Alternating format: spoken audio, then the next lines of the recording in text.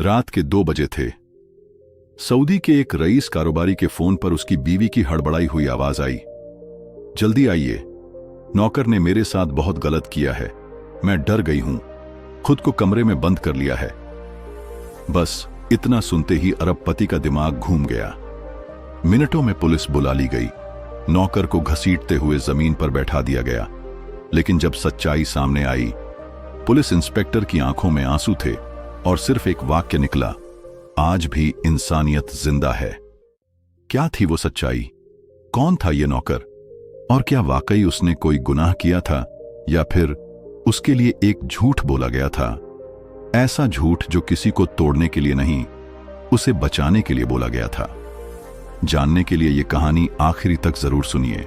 एक लड़का जो ख्वाब लेकर निकला था, झारखंड के एक छोटे से गांव में जन्मा था राकेश। सीधा सादा, मेहनती, मगर हालात से टूटा हुआ लड़का। मां बीमार थीं, पिता की आंखों में उम्र की थकान थी, पढ़ाई अधूरी रह गई और शादी भी 1 साल के भीतर टूट गई। वजह? गांव की पंचायत में सबके सामने उसकी बीवी ने कहा था, ये मर्द कहलाने लायक नहीं है। शब्द नहीं थे, तीर थे। हर निगाह जैसे उसकी मर्दानगी पर सवाल कर रही थी। राकेश ने कई दिनों तक खुद को कमरे में बंद रखा। खाने को मन नहीं, जीने का मकसद नहीं। एक दिन एक पुराना दोस्त बोला, अगर कुछ करना है तो बाहर जा, मिडिल ईस्ट में वीजा निकल रहा है, थोड़ा खर्च है लेकिन जिंदगी बदल जाएगी। राकेश ने सोचा, अब तो खोने को कुछ बचा नहीं, शायद कमाने का वक्त आ गया। सऊदी अरब की तेज धूप और चमचमाती इमारतें देखकर राकेश की आंखों में उम्मीदें चमकने लगी थीं। लेकिन एयरपोर्ट पर जो एजेंट उसे रिसीव करने आया था, उसकी मुस्कान में कुछ तो झूठ था। उसे एक कंटेनर जैसे कमरे में ले जाया गया, जहां दर्जनों मजदूर चुपचाप लेटे थे। किसी की आंखों में नींद नहीं थी, बस थकावट थी। अगले दिन से ईंट ढोने का काम शुरू हुआ, बिना पानी, बिना छांव। जब राकेश ने विरोध किया तो एजेंट बोला, तेरे डॉक्यूमेंट्स मेरे पास हैं, आवाज उठाई तो गायब कर दूंगा, यहां किसी की नहीं चलती। राकेश ने सब कुछ सह लिया, भूख, दर्द, अपमान। हर रात सिर्फ एक ख्वाब देखता, एक दिन लौटूंगा, मां को दवाइयां दिलवाऊंगा, बाबूजी को सम्मान दिलाऊंगा। एक दिन उसे एक अमीर शेख के बंगले में भेज दिया गया। नाम था शेख सलीम अब्दुल करीम। ऊंचा ओहदा, आलीशान बंगला, लेकिन दिल, शायद वो सिर्फ नौकरों को मशीन समझता था। शुरुआत में कहा गया, हल्का काम है, फार्म की देखभाल। लेकिन जल्दी ही राकेश से सब कुछ करवाया जाने लगा, सफाई, झाड़ू, कचरा, बर्तन, माली का काम। और जब उसने पहली बार कहा, मुझे मेरा पैसा चाहिए, घर जाना है, शेख बोला, कौन सा पैसा? तू और तेरी तनख्वाह दोनों मेरे हैं अब। राकेश की सारी उम्मीदें वहीं दम तोड़ गईं। उसे फार्म हाउस से निकालकर बंगले में बंद कर दिया गया। बाहर जाना मना, बात करना मना, हंसना मना। अब वो बस एक परछाई था, जीता जागता गुलाम। शेख की बीवी थी माहिरा, खूबसूरत, पढ़ी लिखी, मगर अंदर से बिल्कुल खाली। शादी सिर्फ एक सौदा थी उसके लिए। एक रात जब वो किचन में पानी लेने आई तो देखा राकेश फर्श पर बैठा बर्तन रगड़ रहा था। आंखें झुकी थीं, कंधे थमे हुए, जैसे रूह भी थक चुकी हो। उसने पूछा, क्या तुम हिंदुस्तानी हो? राकेश ने चुपचाप सिर हिलाया, फिर पूछा, तुम खुश हो यहां? बस इतना सुनना था।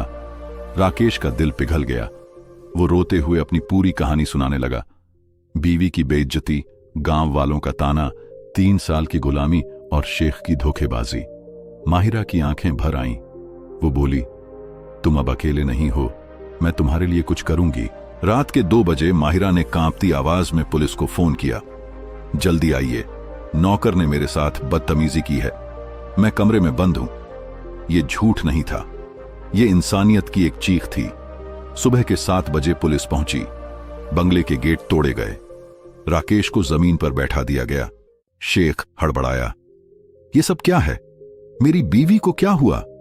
माहिरा कमरे से बाहर आई, बाल बिखरे, आंखें लाल।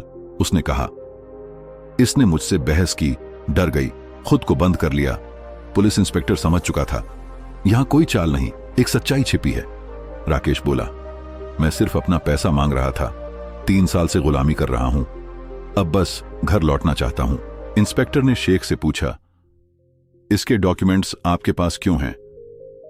इसका बैंक अकाउंट क्यों नहीं खुलवाया? शेख ने रिश्वत देने की कोशिश की। इंस्पेक्टर ने मेज पर पिस्तौल पटकी और कहा, हम इंसान हैं, बिकाऊ नहीं। इंसानियत को जवाब देना है। राकेश की रिहाई का आदेश दिया गया। पुलिस ने उसकी 3 साल की कमाई गिनकर दी, पासपोर्ट दिलवाया, टिकट बुक की और एयरपोर्ट छोड़ा।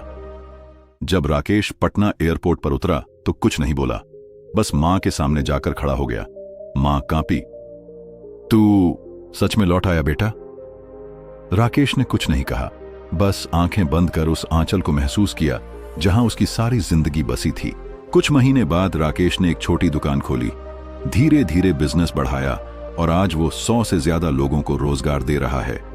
उसने दोबारा शादी की, एक ऐसी लड़की से जिसने राकेश को उसके बीते कल से नहीं, उसके आज से आज भी जब कोई पूछता है, वो झूठ जो तुम्हारी मालकिन ने बोला, क्या वो सही था? राकेश मुस्कुराकर कहता है, अगर वो झूठ ना होता तो शायद मैं कभी सच में जी ही नहीं पाता। कभी कभी एक झूठ किसी की सबसे बड़ी सच्चाई बन जाता है। अगर ये कहानी आपके दिल को छू गई हो तो इस वीडियो को लाइक करें, शेयर करें और कमेंट में जरूर बताएं।